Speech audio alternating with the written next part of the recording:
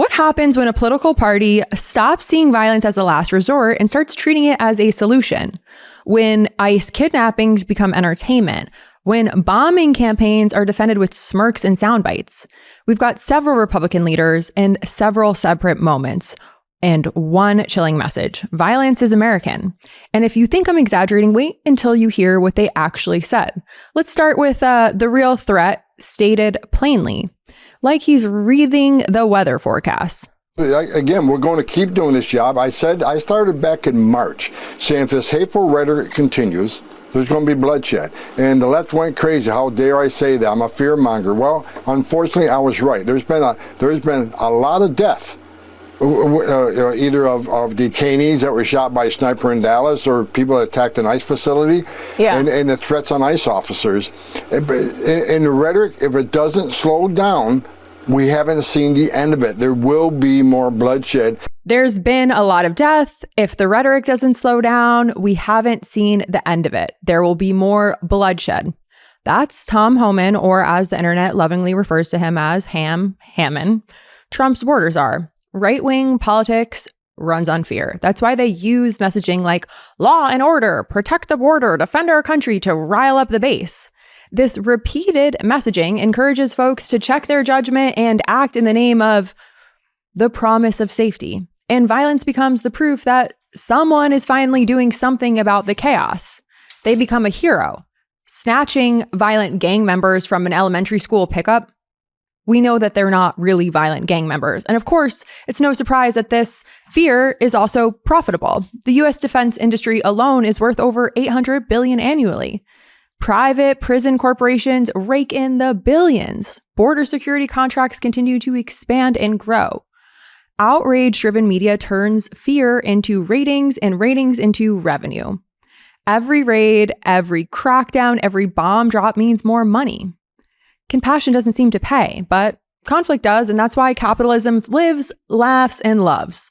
And the psychology backs this up. Political psychologists like Bob Altmaier and Karen Center have studied people drawn to authoritarian movements. And these people share one common core fear. They fear chaos. Uncertainty scares them. They need order. They need hierarchy. They need punishment for anyone who disrupts these things. Violence doesn't feel cruel to them. It feels like restoration. Brutality then becomes justice. Once that mindset takes hold, every crackdown gets reframed as necessary, even noble, when we see them snatching mothers from elementary school pickup. Now watch what happens when the violence gets caught on camera, when there's video evidence of state-sanctioned brutality. You'd think that would spark some accountability, maybe even outrage. Instead, you get this. Even worse than protesting, you had attacks on ICE agents in Chicago or around Chicago. In Evanston, an immigration agent caught on camera delivering defensive strikes against a suspect who allegedly tailgated a Border Patrol vehicle, put his hands on an agent, Tom. So, you know, your agents there on the front lines and also facing off against attacks on them personally. Okay, so that's Maria Bartiromo reacting to an ICE agent slamming a man's face into concrete for presumably exercising his First Amendment right to free speech as defensive strikes. Maria, refresher on Maria used to report from the New York Stock Exchange. Now she's named in a $1.6 billion defamation lawsuit. She gave Sidney Powell airtime to claim that Dominion voting machines were rigged by Venezuela and George Soros. Dominion sued. During discovery, text messages showed Fox hosts, including Maria, privately admitting that the election fraud claims were false. Then they went on air and repeated them anyway.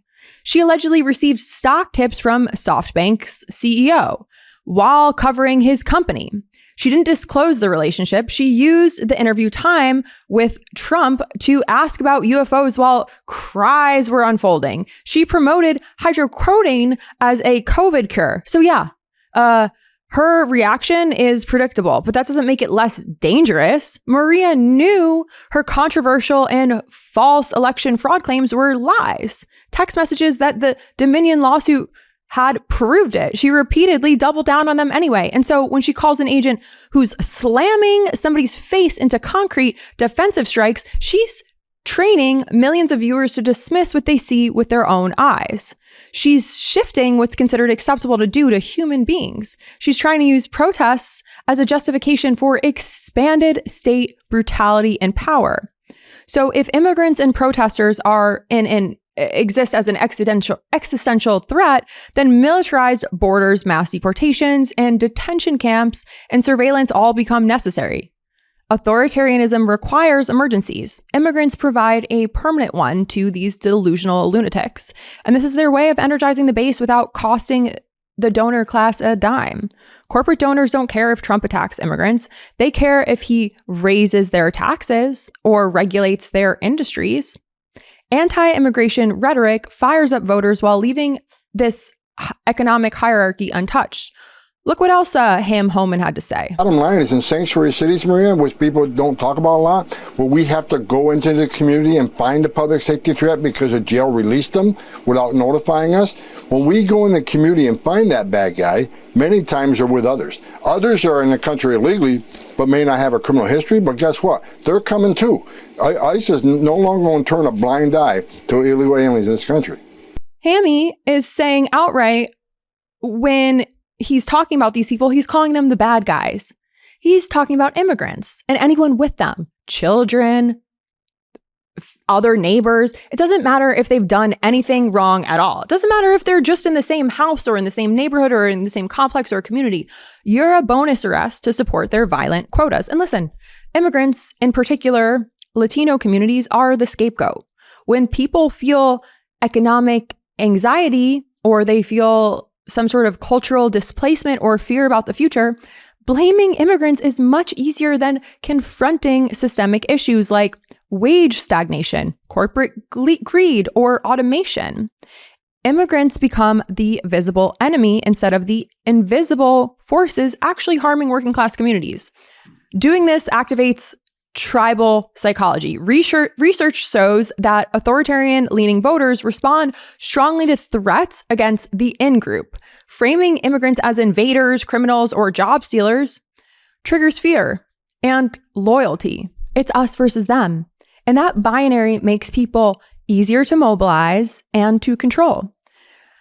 This also very intentionally distracts from policy failures. When your healthcare plan collapses or your tax cuts benefit the ultra wealthy, you need a different story. Immigration, car caravans, MS-13. These are narratives that dominate the news cycle and shift attention away from legislative failures. It's historically effective. Every authoritarian movement needs an outsider to demonize. It was the Jewish people in Nazi Germany. And we're seeing it's the Tutsis in Rwanda. We're seeing it in Myanmar with immigrants. And in America, I'll cut this part out. We're seeing it with immigrants in America. The pattern is consistent. They're dehumanizing a group, claiming that this group is destroying the nation and stealing from them. And then they use that to justify violence, state-sanctioned violence against them. They try to play it off like we're protecting your people, which brings me to the most haunting admission of them all. Lindsey fucking Graham. He recognized Jerusalem as capital of Israel. Why? Because if you got a problem with that, take it up with God. He's the guy that did it, not Trump. So I just want to say, I feel good about the Republican Party. I feel good about where we're going as a nation. We're killing all the right people and we're cutting your taxes.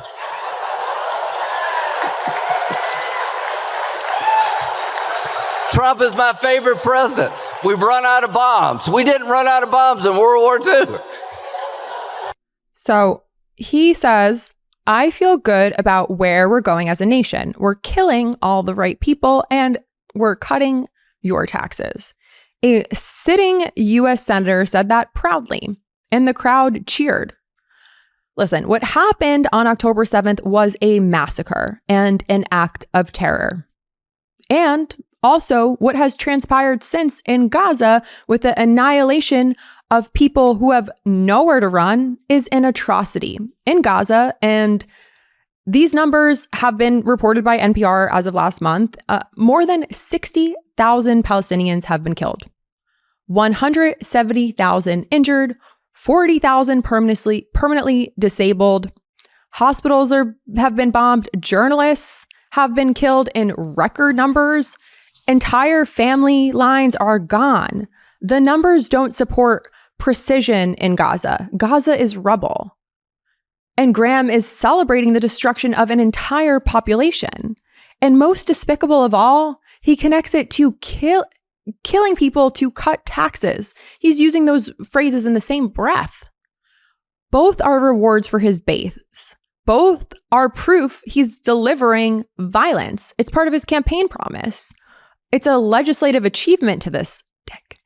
Graham stripped away euphemisms. He said the policy has always been there, and he's communicating it directly that there are people whose deaths don't matter.